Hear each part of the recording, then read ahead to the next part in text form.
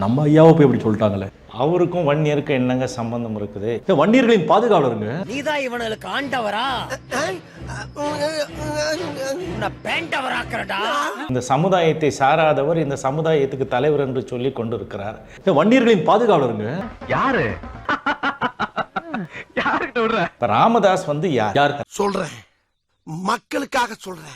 ராமதாஸ் அவங்க அம்மா இருளர். சரி, அவங்க வேறொருவோட தொடர்புல இருந்து ஒரு குழந்தை பெற்றாங்க, அதுதான் ராமதாஸ்.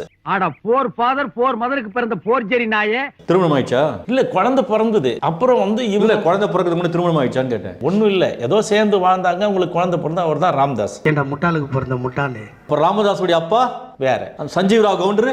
அவர் இவங்க அம்மாவுக்கு புருஷன். ஆரம்பத்துல இருந்தே ராங்கா போய்கிட்டு இருக்கு, ரணரணமா ஆயிரும். யாருக்கு? யாருக்கோ. 22/1/1968 பிளாஷ்பேக் ஆரம்பமா? ராமதாஸ் அர்ஜுன கோட்டாவில் தான் MBBS படித்தார்.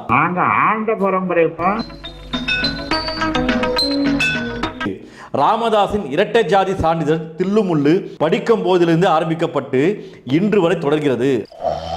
என்னாச்சு? இல்ல நீயே இவ்வளவு கேவலமா இருக்கேன்னு சொல்ல வர்ற, ஒத்துக்கிறேன். மச்சான் பேரு